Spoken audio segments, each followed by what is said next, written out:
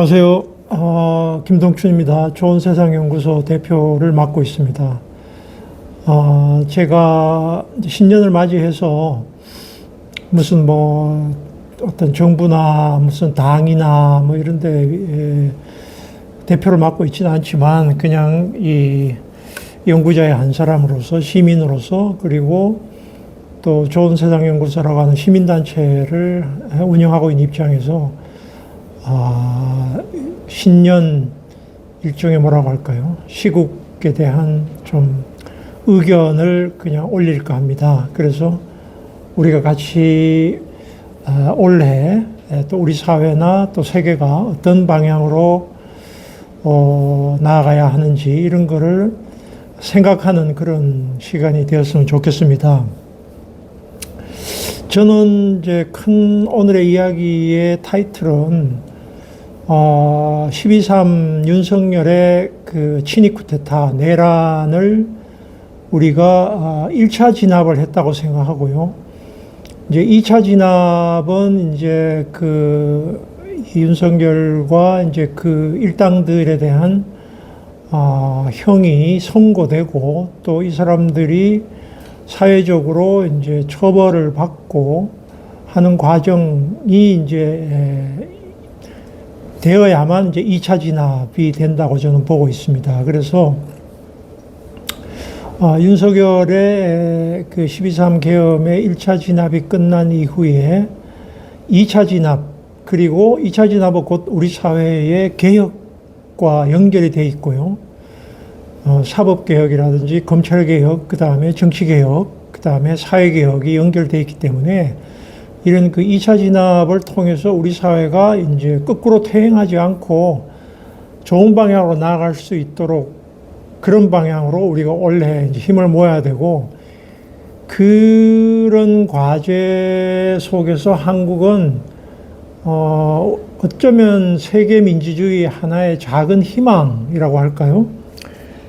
세계 민주주의가 퇴행하고 있는 이 마당에 한국만이 그래도 어느 정도의 희망을 발견할 수 있는 그런 국가가 되었기 때문에 우리가 그 희망을 찾자. 그걸 위해서 우리가 함께 나아가자. 이런 것이 이제 제가 오늘의 이야기의 큰 방향이 되겠습니다. 신년을 맞이해서 큰 사건이 두 개가 있었는데요. 다 아시는 것처럼 베네수엘라의 마두로 대통령을 미국의 트럼프 대통령이 체포를 해가지고 납치를 해서 미국으로 데려가서 법정에 세우려고 한 사건이 그게 첫 번째고요. 두 번째는 국내적으로 또 동아시아에서 굉장히 큰 사건인데 이재명 대통령이 이제 중국 방문을 하고 곧바로 또 이제 일본 방문을 하게 되는 이것이 이제 두 번째 큰 사건이 아닌가 이렇게 생각합니다. 그래서 이 두 사건이 앞으로의 한국과 동아시아 세계의 정세 변화에 굉장히 중요한 의미를 가지고 있다고 저는 생각합니다.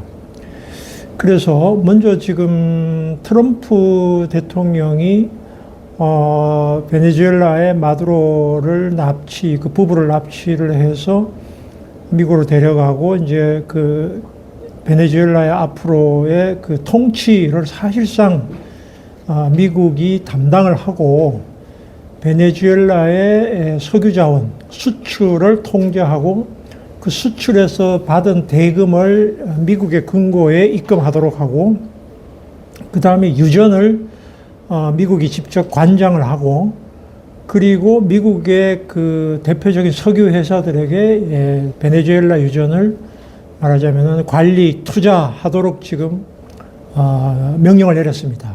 이 사태가 굉장히 그 심대한 의미를 가지고 있다고 저는 생각합니다. 이것은 미국이 이제 그린란드를 다시 이제 그 그린란드 주민들의 투표를 거쳐서 접수하겠다라고 한 그런 조치와 더불어서 21세기형 제국주의의 양상을 보이고 있는 것이죠. 그러니까 과거의 19세기, 18세기, 20세기 초의 제국주의는 영토를 점령을 해서 직접 통치를 하고 지배를 하는 그런 제국주의였다면 21세기의 제국주의는 매우 효율적인 방식으로 지금 미국이 최고 권력자를 납치를 하고 군대를 주둔하지 않고 실질적으로 그 꼭두각시 정권을 움직여서 경제적인 이득을 취하려고 하는 그런 것이죠.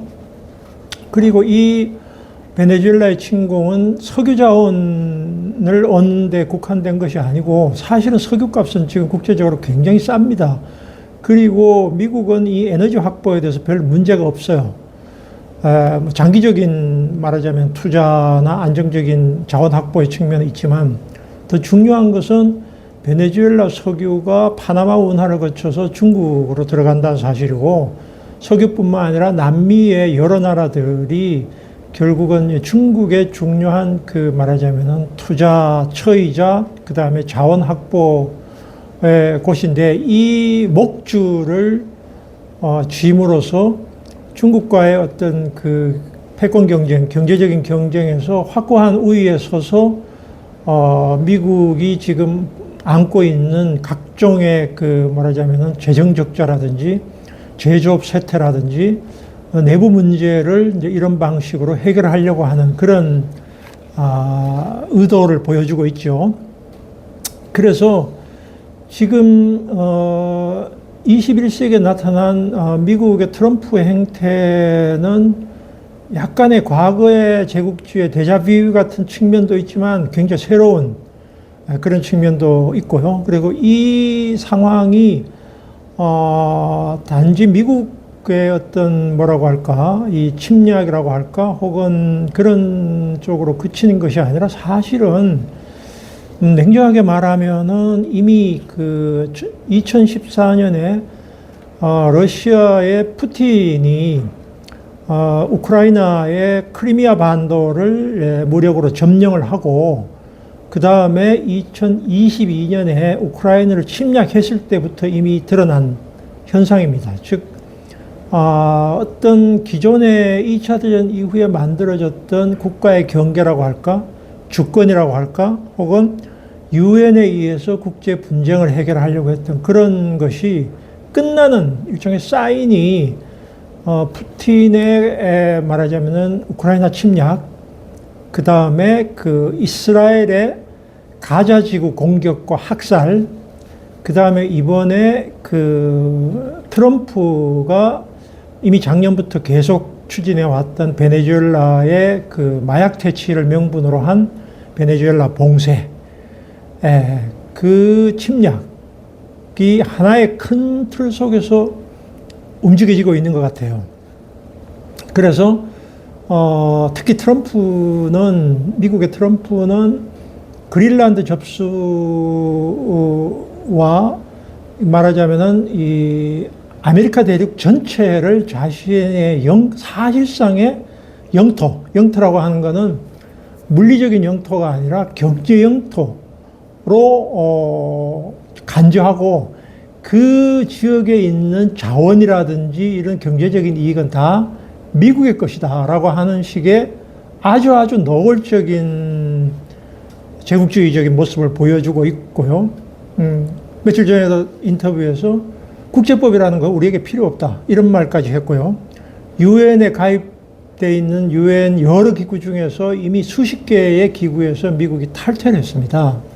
사실상 이미 한 10년, 20년 전부터 미국은 유엔 기구에서 계속 말하자면은 그 납부해야 될 대금을 납부하지 않거나 유엔을 무시하는 행동을 보여왔는데 이번이 그 결정적인 사건이라고 할 수 있겠습니다. 그래서 신자유주의의 시대가 끝나고 어쩌면 국가주의의 시대가 다시 되돌아온 것 같은 그런 양상이 전 지구적으로 발생하고 있어요. 그래서 이것이 저는 미국의 베네수엘라 침공, 그 다음에 멕시코에 대한 침공 의도, 그 다음에 콜롬비아 정권의 정권 교체 의도, 그러니까 남미에 있는 국가 중에서 반미적이거나 약간 사회주의적이거나 좌파적인 성향을 가진 나라들에 대해서는 예외 없이 공격을 하거나 정권 교체를 해서 미국의 자본의 통제하에 두려고 하는 그런 시도가 진행되고 있다. 이것이 저는 새해에서 가장 큰 사건이고, 이 사건이 그냥 올해만의 사건이 아니라 이미 한 10년 전부터 지속되어 왔던 이런 그 세계 정세의 변화가 트럼프라는 사람이 대통령이 당선됨으로써 가장 극적으로 지금 진행되고 있는 일이다. 저는 그렇게 생각을 합니다. 이 과정에서 상대적으로 이 동아시아는 특히 중국, 한국, 일본은 중국과 일본의 이제 말하자면은 무역 분쟁, 즉 중국이 히토류라든지 원자재를 일본에 수출하지 않겠다라고 이야기하고, 일본의 다카이시 총리도 이제 이 중국을 자극하는 발언을 했죠. 대만에 대한 침공 시에 일본이 개입할 듯한 양상을 보였고, 그래서 상대적으로 지금 한반도와 동아시아는 이런 식의 무력 분쟁이 일어나고 있지는 않습니다만, 어쨌든 지금 그 러시아 우크라이나 전쟁, 그 다음에 가자의 학살, 그 다음에 베네수엘라 침공, 사실상 전 세계는 극우주의 광풍과 신파시즘, 그 다음에 신제국주의의 양상이 전 세계적으로 발생하고 있다. 이것이 가장 심각한 지금 현실인 것 같아요. 이렇게 된 뭐 여러 가지 원인이 있고, 거기에 대해서는 많은 분석들이 있습니다만, 어쨌든 우선 그런 걸 하나 들 수가 있고, 그 다음에 중국이라는 나라가 그동안의 굴기의 과정을 거쳐서 100년의 자기들이 겪었던 굴욕의 역사를 청산하고 세계를 움직이는 주역으로서 드디어 등장하기 시작했다는 것. 그것도 굉장히 중요한 변화인데, 이거 중국의 이런 변화도 어제 오늘 시작된 것은 아니고요. 이미 시진핑 체제가 들어서면서부터 계속 진행이 되어 왔던 것이죠. 그래서 이 중국이 이 14억의 인구를 바탕으로 해서 전 세계에 말하자면은 공장이나 제조업의 모든 부분을 빨아들였고, 그래서 이것이 결국은 미국으로 하여금 위기의식을 느끼게 됐던 가장 중요한 요인이기도 한데요. 어쨌든 이 중국이 2대 강국, 그 G2의 어쨌든 아직은 미국과 상대는 할 수 없지만 장기적으로 결국은 재생에너지를 뿐만 아니라 미래지향적인 산업에 대해서도 거의 이미 미국을 확실하게 압도를 해가고 있는 마당에, 이런 그 중국과 러시아와 그 다음에 브릭스라고 불려지는 이런 그 중도적인 국가들, 브라질이라든지 인도라든지 이런 나라들과 미국, 중국 간의 이런 그 일종의 전 세계가 하나의 어떤 미국의 우위로 진행되어 왔던 지난 30년의 역사가 끝나고 이제는 이 다극화 시대로 진입해 들어갔다. 이런 식의 진단들이 나오고 있고, 중국은 바로 그런 세계 변화에서 하나의 글로벌 사우스라고 불리워지는 과거의 제3세계로 불리워졌던 세력의 하나의 그 대표 선수, 그리고 그 사람들을 이끄는 주역으로서 이제 서서히 등장을 하고 있습니다. 그래서 이재명 대통령의 이번에 중국 방문이 매우 의미심장한 것인데, 왜냐하면은 그동안에 이제 윤석열 정부나 우리나라의 사드 배치 이후에 중국과 한국 간의 관계가 굉장히 냉랭하게 되었고, 물론 한국은 미국이나 중국의 무역 의존도가 거의 비슷한 수준이긴 하나, 미국이 이 반도체 칩 핵심적인 부품에 대해서 중국 수출을 금지하는 압박을 계속하고 있고, 중국은 거기에 맞서서 중요한 자원, 히토류라든지 이런 부분들에 대한 수출에 대한 말하자면은 그 통제라고 하는 카드를 가지고 이제 미국이나 혹은 일본을 압박하고 있고요. 한국은 거기 중간에 지금 끼어 있습니다. 끼어 있어서 한국은 그 문화적으로나 정치적으로는 안보, 미국에 의존해 있는 일종의 제1세계에 가까운 국가이지만 바로 중국에 인접해 있고, 그 다음에 남북한이 여전히 분단이 되어 있기 때문에 중국과는 척을 지고 살 수가 없는 조건에 있는 것이죠. 그래서 이런 시점에서 한국이 시진핑을 방문을 했고, 이번에 관계를 정상화하고 복원하겠다라고 하는 그런 의지를 보인 것이 매우 의미심장한 현상이다. 저는 그렇게 보고 있습니다. 이재명 대통령은 하나의 중국을 지지하겠다라고 의사를 표명했습니다. 그 이야기는 좀 과대 해석하면은 중국이 결국은 목표로 하고 있는 대만 침공 혹은 대만과의 통일의 부분에 대해서 어느 정도 한국은 지지한다라는 의사를 보였습니다. 그래서 중국에 대해서 어느 정도의 그 제스처를 취하면서 여러 가지의 관계 복원을 위한 이번에 시도를 했는데요. 저는 중국과의 가장 중요한 현안은 역시 이제 안보 현안이 있고요. 남북 관계에서 한반도 비핵화 문제가 있고요. 그 다음에는 경제적으로 매우 중요한 이 한국의 케이팝이라든지 문화가 중국에서 상영될 수 있는 이른바 한한령 해제 문제 가장 한국으로서는 이해관계가 걸린 결정적인 문제죠. 그 다음에는 경제적으로는 반도체를 비롯한 각종 중국과의 어쨌든 가치사슬의 연결 문제를 어떻게 해결하느냐가 세 번째의 그 중요한 과제인데 이 민감한 문제에 대해서 이재명 대통령은 직접 언급을 하지 않고 우회적으로 실용적인 차원에서 접근을 해서 중국의 마음을, 시진핑의 마음을 돌려놓는데 어느 정도는 성공한 것을 저는 보이고 매우 현명한 선택을 했다.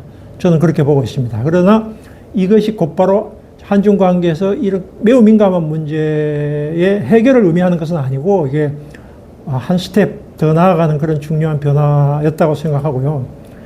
거기에다가 이제 그 중국의 이번 이재명 방문에 대한 그 중국의 의도와 한국의 의도는 달랐죠. 한국은 어쨌든 관계 정상을 통해서 앞으로 중국과의 척을 지지 않고 경제적으로도 조금 더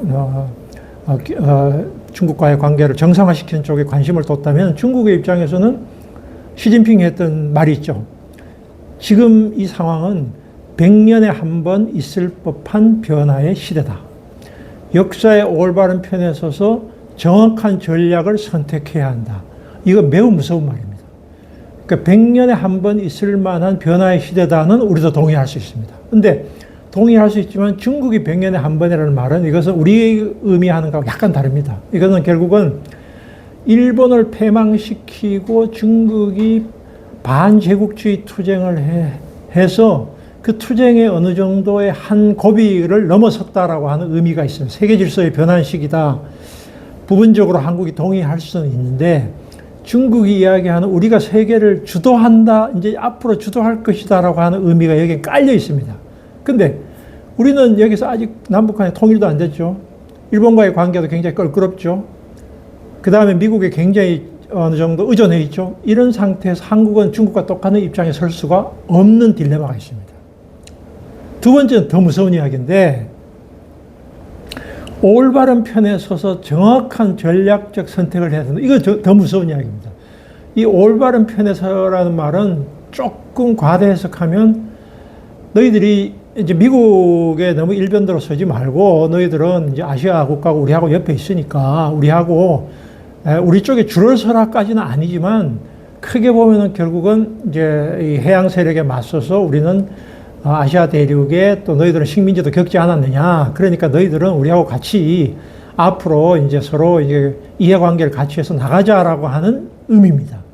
물론 여기에 대해서 한국 정부가 여기에 대해서 뭐 어떤 이재명 대통령이 멘트를 하진 않았어요. 그러나 요거는 매우 굉장히 심대한 그런 메시지라고 저는 생각합니다. 그래서 이걸 어떻게 우리가 앞으로 타고 넘어갈 것인가가 이제 앞으로 굉장히 큰 과제다. 어쨌든 저는 이제 이런 이재명 대통령 실용 외교와 그 다음에 그 김혜경 여사와 이제 펑리시안 여사의 어쨌든 K-뷰티 곧바로 시작된 그 상하이에서 이런 부분들이 굉장히 중요한 발걸음이라고 생각하고 우리로서는 이런 포지션을 취하는 것이 현실적이다 이렇게 저는 보고 있습니다.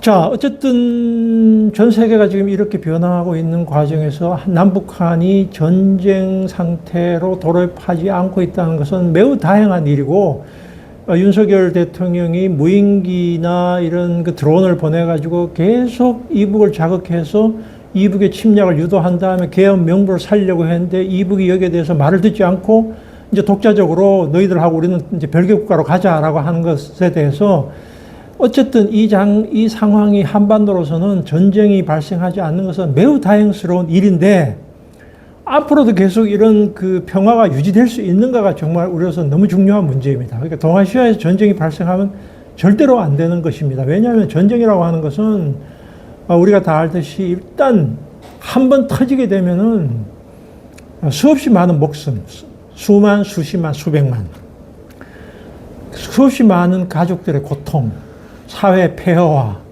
문명의 타락, 이것이 수반될 수밖에 없기 때문에 무슨 수를 쓰더라도 전쟁을 막아야 되고, 그 점에서 동아시아에서 또 한반도에서 전쟁을 막기 위한 조치를 우리는 최대한 추진해야 되고, 남북한의 비핵화를 추진해야 되는데, 북한은 핵을 포기할 의사가 없고, 중국은 한반도에 대해서 특별한 손을 들어줄 수 없는 입장에서 남북한 양쪽과의 적절한 관계를 유지하면서 현상 유지를 하려고 하고, 미국도 한반도 문제에 대해서 적극적으로 어떤 개입을 할 생각보다는 트럼프 자신의 개인적인 공명심 때문에 김정은하고 관계를 정상화하려고 한 그런 것이 있어서, 한국은 어쨌든 12.3 계엄 내란 사태를 일단 1차 내란을 말하자면 우리가 막아냈다는 사실이 너무너무 중요한 일이고, 우선 바로 이 시점에서 이제 한국과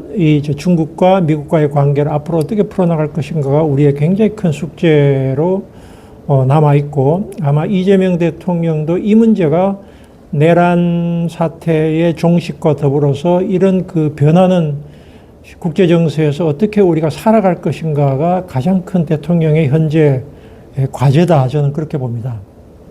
자, 그러면 이제 이런 상황 속에서 앞으로 우리 국내적으로 우리가 어떻게 해야 되는가, 이게 참 큰 어려움인데, 저는 한국이 지금 전 세계적인 극우화와 이 전쟁과 학살이 또 이란에서까지 지금 그 시위대에 의해서 이미 한국의 광주 민주화 운동을 넘어서는 사람들이 이미 학살을 당하고, 미국이 지금 그 나이지리아부터 해가 시리아 온 전 세계에 지금 폭격을 가하고, 이제 이런 상태에서 어쨌든 우리가 그 민주주의 국가로서의 그 기반을 든든히 하고, 남북한 간의 일종의 그 뭐라고 할까, 교류를 재개하고 전쟁을 완전히 한반도에서 끝내기 위한 이런 조치를 취해야 되는 그런 시점에 우리가 놓여 있다고 생각합니다.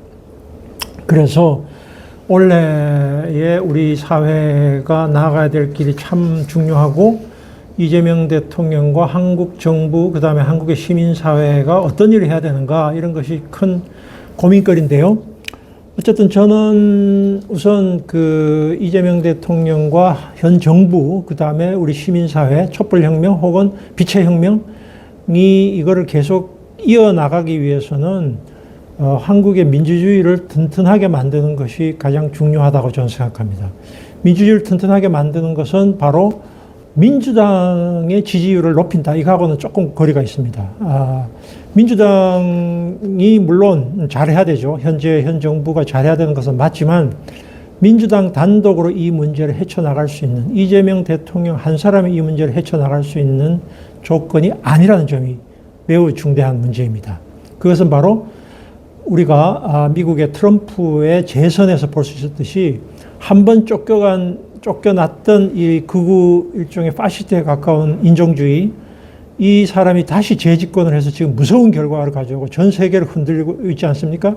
만약에 트럼프가 올해 그 미국의 중간 선거에서 민주당이 압승을 해서 쫓겨난다고 혹은 탄핵을 당한다고 하더라도 과연 이 상황이 완전히 좋아질 수 있느냐, 그렇게 보지 않습니다. 왜냐하면은 트럼프라고 하는 사람은 하늘에서 뚝 떨어진 사람이 아니라 미국이 만들어낸 그런 사람인데, 그런 미국이라는 건 뭐냐? 트럼프를 대통령이 당선시킨 기반이 있다는 것입니다. 그건 뭐예요? 금융자본, 극우 미디어, 보수 기독교인들, 그 다음에 무기력화된 민주당, 4개입니다. 이 4축이 있는 한도 내에서는 트럼프가 쫓겨나더라도 미국의 어쨌든 정책은 조금 더 완화되기는 할지언정 근본적으로는 안 바뀔 가능성이 있습니다. 미국 자체가 굉장히 큰 위기에 처해 있기 때문입니다. 고용불안과 제조업 붕괴나 이런 상황 속에서 미국이 헤쳐나갈 수 있는 트럼프식의 극단적 방식으로 지금 추진하기 때문에 문제인데, 한국은 전 세계에서 미국과 가장 닮은 국가 중에 한 나라입니다. 예를 들면 한국은 지금 거의 미국에 버금갈 정도로 불평등이 심각합니다. 최근 20년 사이에 한국의 불평등, 자산 불평등과 소득 불평등은 극도로 심화되어 있는 상태입니다. 그런 상태에서 청년들의 우경화나 보수화 현상도 굉장히 심각한 현상이고요. 그 다음에 그 윤어게인으로 지칭되는 이른바 태극기 세력들, 극우 말하자면 보수 기독교인들과 이 세력들도 한국에서 여전히 굉장히 막강한 세력들입니다. 그 세력들이 이제 결국 국힘을 지지하고 있긴 하지만, 국힘의 인기가 많이 떨어졌지만, 현재 이재명 대통령과 민주당의 지지율이 떨어지는 순간 이 세력은 다시 부상을 할 것이고, 그 사람들에 의해서 이재명 정부 이후의 정부가 말하자면은, 어떻게 될지도 굉장히 예측 불허의 상태입니다. 그래서 결국은 한국은 이 경제적으로 이재명 대통령이 이제 주가를 띄워서 주가가 지금 4,500선을 넘어간 것은 매우 다행한 일이긴 하나, 산업 기반이 바탕이 되지 않는 주가 상승은 지속되기 어렵고요. 한국 산업의 특히 제조업이라든지 이런 부분들의 경쟁력이라고 하는 것은 아직 굉장히 불안한 상태입니다. 삼성이나 하이닉스, SK 하이닉스가 주가를 많이 끌어올려서 한국의 산업을 이끌고 있고, 또 제조업 기반이 한국에 어느 정도 있기 때문에 상대적으로 경제적으로는 한국이 괜찮다라고 하는 평가가 많지만, 사실상 그 조금만 앞을 내다보면은 우리 사회에 지금 심각한 불평등, 수도권 집중, 그 다음에 그 청년들, 특히 그냥 쉬었음이라고 답한 청년들이 50만 명에 달하고요. 그 다음에 정규직과 비정규직의 임금 격차도 매우 큰 상태이고, 수도권 초집중, 저출산, 고령화, 이런 문제가 한국 사회의 지속 가능성을 위협하고 있습니다. 경제적인 문제가 물론 가장 중요하겠지만, 이재명 대통령이 이야기하듯이 국민 주권에 의해서 사회 통합을 이뤄내는 것이 매우 중요한데, 사회 통합을 이뤄내기 위해서는 예를 들면 윤석열 계엄 내란을 지지했던 사람까지 다 끌어안는 방식의 사회 통합은 곤란하다고 봅니다. 우리 사회에서 이 말하자면 내란을 적극적으로 앞장섰던 사람들에 대해서는 일정한 정도 단죄가 필요하지만, 그 중간에서 굉장히 그 경제적인 어려움이나 사회적인 고립감 때문에 힘들어하는 사람들은 적극적으로 우리가 끌어들여서 이 사람들을 건강한 민주시민으로 만들어야 될 과제가 있고, 정책적인 작업은 저는 불평등의 해소다라고 보고 있고요. 그 불평등의 해소에는 여러 가지 차원이 있으나, 지금처럼 주가가 이렇게 높아지는 상태에서는 불평등은 훨씬 더 커질 가능성이 있고요. 투자를 할 수 있는 사람들과 투자를 할 수 없는 사람들의 격차는 더 커지고 있고요.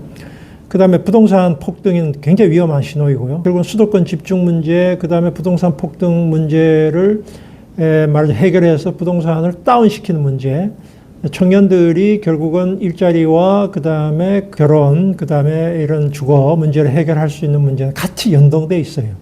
근데 이런 문제가 결국은 민주당이나 이재명 대통령의 힘만으로서는 결코 해결할 수 없는 과제입니다. 그래서 결국은 우리 시민사회도 여기에 대해서 일정한 정도 역할을 해야 되고, 민주당이 제대로 하지 못하는 것에 대해서 강력한 비판을 해야 되고요. 특히 올해에 우리나라 지방자치 선거가 있는데, 이 선거에서 많은 사람들이 지금 후보들이 지금 벌써 당선을 해서 뛰고 있지만, 이 사람들이 당선된다고 해서 과연 세상이 바뀔 것인가? 지금 풀뿌리 강선우, 김병기 지금 사태에서 볼 수 있듯이 지방의회 구의원, 시의원에 대해서 돈봉투 사건은 이게 그 사람들 문제가 아니라는 건 다 알고 있습니다.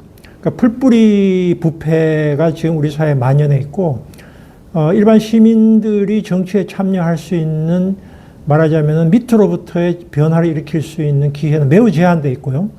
중앙정부의 복사판으로서 지방정치, 그 다음에 영호남의 지역주의, 특히 영남 보수의 이 말하자면 50년 동안 정권이 교체되지 않는 이 영남 지역의 보수성 문제는 우리 사회에 굉장히 심각한 문제입니다. 그래서 이런 부분을 해결하기 위해서는 헌법 개정, 그 다음에 각종 선거법 개정, 정당법 개정을 포함한 직접민주주의나 풀뿌리 민주주의 도입, 사법개혁, 검찰개혁, 수사 기소 분리를 한다고 해서 검찰개혁이 되지 않고요. 판사들에 대한 숫자를 늘린다고 해서 사법개혁이 되지 않습니다.